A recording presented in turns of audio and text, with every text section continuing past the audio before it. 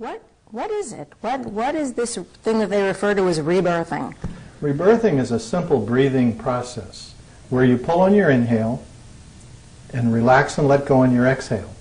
You connect your inhale to your exhale and your exhale to your inhale so that there's no pause in your breathing. It's like breathing in a circle.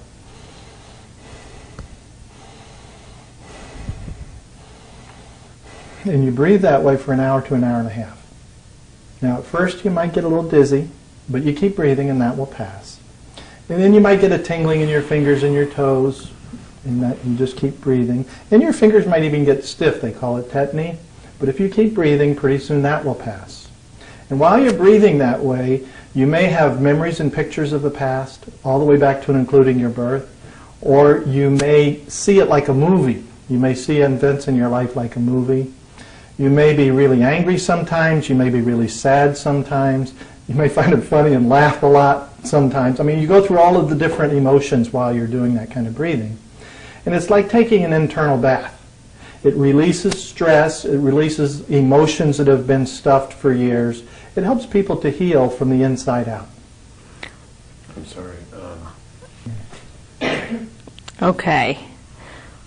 So it's a breathing. It's a breathing procedure, ritual. Rebirthing is a breathing process where you're focusing on your inhale and just releasing and letting go on your exhale. Most people breathe in reverse.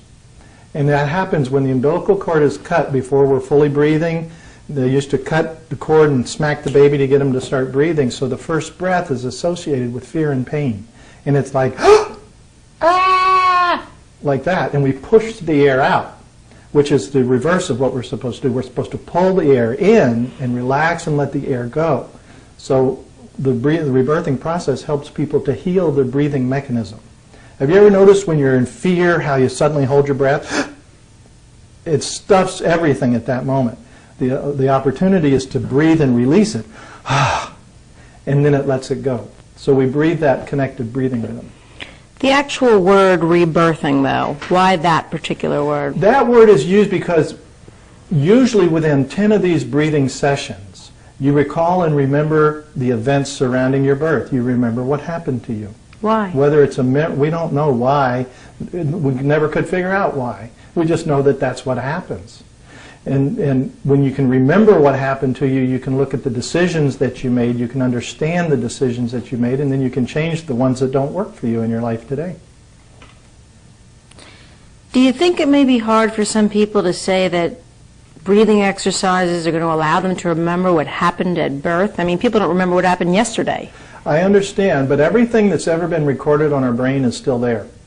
And we use the rebirthing, the breathing sessions, and other ways to help people go back to the events they need to go to heal themselves. When did this start, this therapeutic process begin? The rebirthing process began in the 70s, the early 70s. Leonard Orr discovered the power of the breath, and then started sharing what he discovered with others, and it mushroomed out from the early 70s.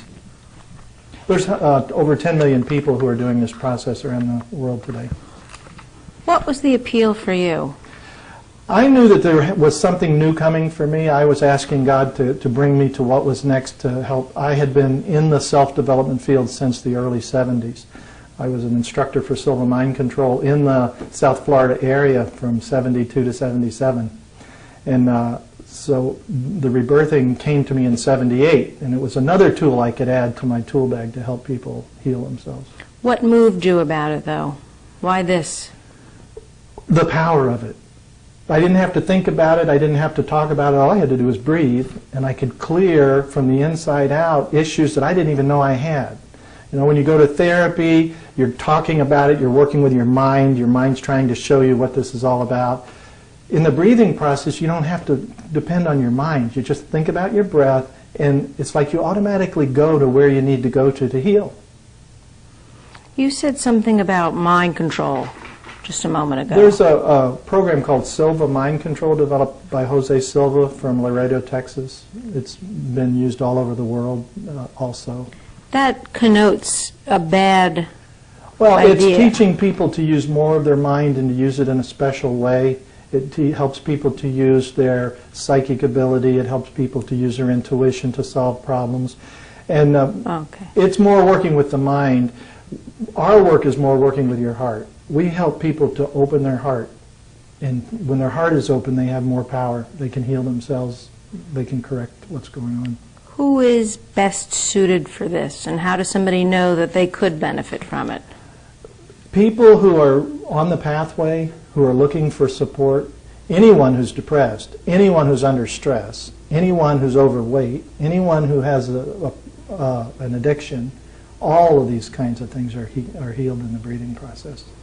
Is this vastly different? I mean, yes, the actual procedure is different, but is this so much different than, let's say, hypnotherapy? Because you said overweight addiction. Yeah. I'm thinking... Well, in hypnotherapy, again, you're working with the mind against the mind.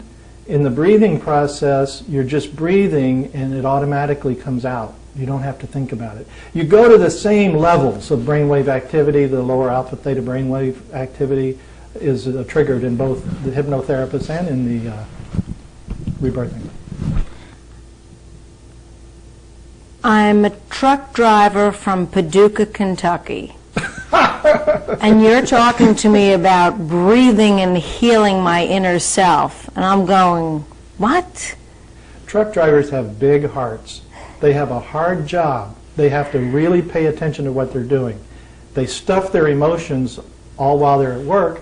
Then when they come home, how do they release them? How do they let them go? How do they release the tension and the stress? We're saying 10 minutes of breathing this way would do far more value for them health-wise than the Tylenol and the alcohol and the whatever they're using. What about then somebody who says, oh, phooey, I don't need you guys to do it. I'll just sit at home and I'll breathe in and out. Well, people could do that, and they would probably go to sleep. They would just go to sleep. What a part of the process is that the rebirther is someone who has cleared their own birth trauma. They've gone through enough sessions where they've cleaned out their own issues, and that has them create a safe space for the people who are breathing to clear theirs. So it takes a lot of safety to penetrate back into maybe the most terrifying moment of your life, which is birth.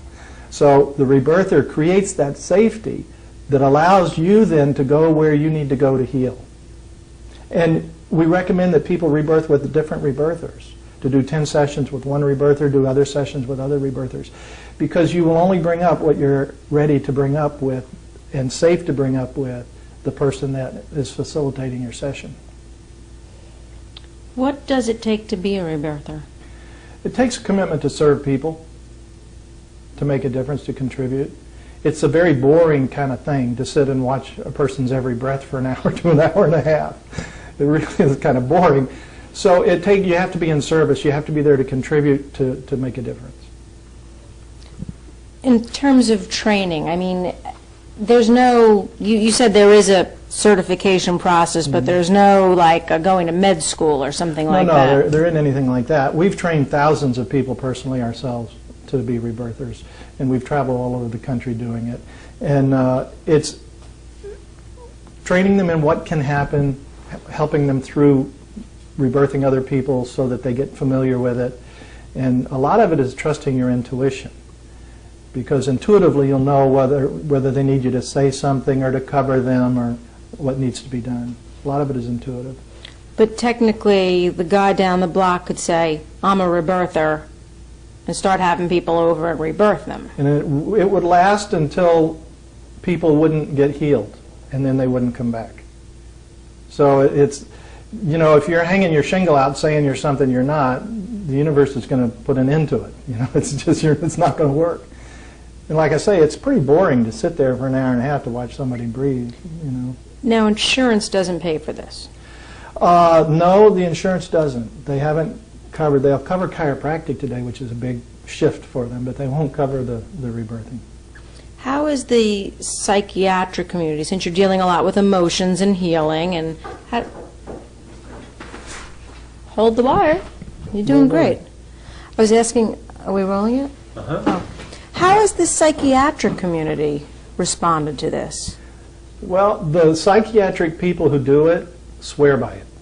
The psychiatric community who have not participated in the breathing sessions put it down. Oh, it can't work, what to do? We have a man who was a psychiatrist came to the weekend and then started sending his patients to our weekend, like prescribing them to come to the weekend. They would go back after the weekend for 2 or 3 follow-up sessions, and they would be through their therapy. And at first he thought this would damage his business, you know, he'd lose all his patients. Right. But it worked the other way because they were getting healed. They were sending all their friends to him. So when we're saying this guy, he was an MD, psychiatrist MD. Yeah, right. Why do you think the medical community isn't embracing it, or insurance companies are not embracing it? I believe that they will. I believe that as they realize the power that's here for healing, the preventative measures that this is, I believe that we've had people heal all kinds of circumstances in our weekend. People have healed cancerous tumors, people have healed AIDS, people have cleared their HIV positive and become HIV negative by just participating in one weekend. Now, not every person, but a lot of people have. Now, you know, a medical doctor hearing that would say, that's ridiculous. You're not So going to heal yeah, cancer. but You're not going to heal AIDS I'm from a just breathing sharing session. my experience of working with people, a woman with a cancerous tumor, biopsied, scheduled for surgery, flew from California to Massachusetts to be in our weekend. Her sister said, before you do that surgery, you go do this thing called a weekend. In the weekend, she took responsibility for the circumstances that were going on in her life and in her body, and she made a commitment to heal herself.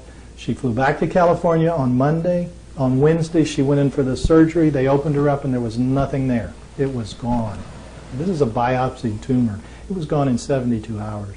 And this is not unusual. How do you explain that? That we deal with causes. The medical profession deals with symptoms. If you get to the cause and you overcome the cause, you heal the cause, the symptoms are going to shift automatically. We won't get into a whole discussion about this, but let's talk AIDS. I mean, AIDS is not from a cause. AIDS is from being tainted with a virus. Right, but how come every single person doesn't get it? Because not everyone comes in contact with it. How come everybody who does come in contact with it doesn't get it? I can't answer that. Right. I have theories about it. I know I can't give them all to you here in this, but in the weekend we go through a whole lot of different kinds of experiences that help people to heal. A lot of it is integrity. A lot of it is clearing guilt. It's self-punishment.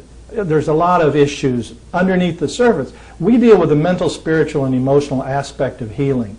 The doctors deal with the physical. But if you go to the doctor and he tells you what to do, if you don't do it, that's not going to work either. How often do you not take your full set of antibiotics? You're supposed to take it 10 days and you only take it 5. Well, I feel better now, and you stop. And the doctor told you to take it 10. Now, is he responsible for your healing or you? So we help people take responsibility for the condition in their bodies and their lives, and then they have the power to heal it. Has anybody said to you that this is totally nuts? Oh, yeah. People who haven't done it.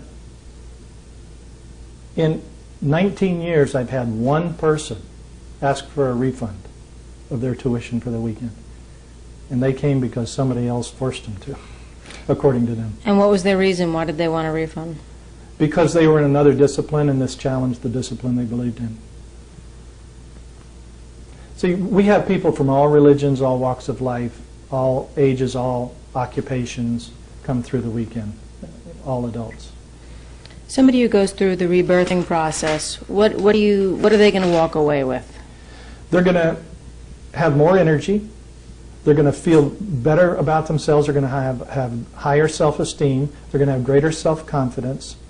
They're going to be more alive, more excited, more energetic, healthier, happier, more in love.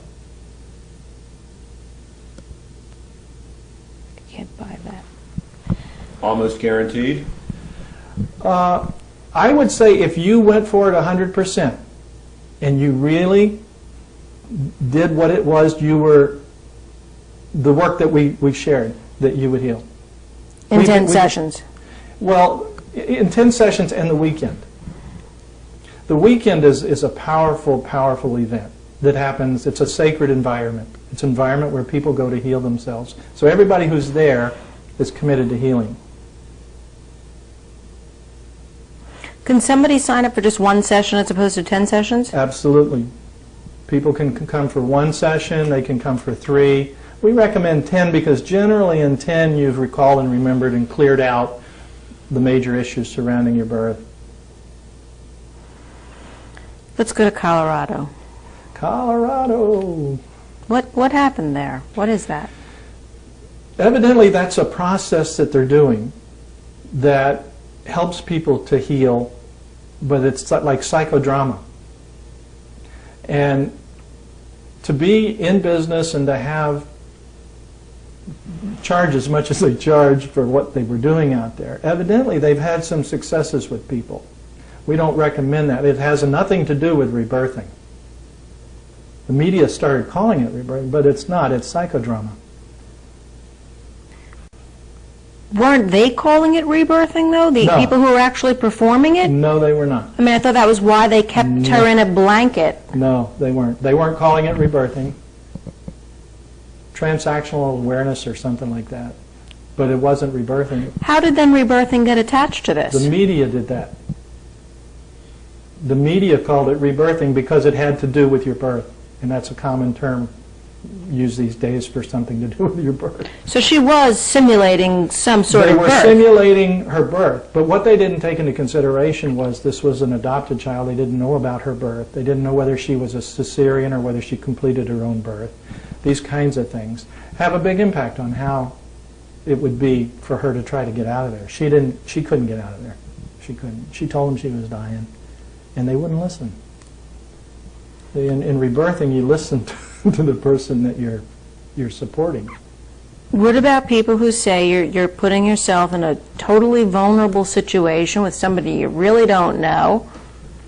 You are. But you do that with every doctor you go to see. Every doctor you go, you walk in the door, you don't know who he is or her is. You don't know who you're going to meet there. And you trust them. Now, people come to us in our work by word of mouth. If your mother told you to go do this thing because it was very valuable to her, you'd probably come and do it. Or maybe you wouldn't. I mean, a lot of people would. All of our work has been by word of mouth. 19 years. What did they do in Colorado that's not what rebirthing is? They wrapped her up in a rug. They cut off her oxygen supply. I think they fastened her arms down where she couldn't use them. Rebirthing is lying down on the bed and just breathing.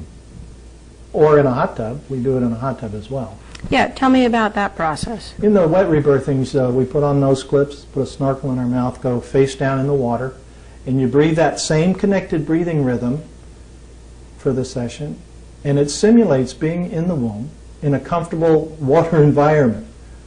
And you can get up whenever you want to. I mean, there's nobody holding you in, or we support you in the water so you're safe. And then when you're done, you come out. Is one more effective than the other? The wet rebirthing is very, very powerful. We usually recommend that people do a dry rebirthing before they do a wet one, because you get in touch with the breath and you can communicate what's going on with you in the dry session. In the wet session, you've got a snorkel in your mouth and you're underwater, so you just breathe through whatever comes up. This is, I think, my last question until you go. How did what happened in Colorado affect the rebirthing movement? It really hasn't. It was a fluke thing. People have been rebirthing since the early 70s. I don't know of anyone who's ever died rebirthing, just doing the breathing process. Oxygen doesn't kill you when you're breathing. Actually, Lack of oxygen will, though.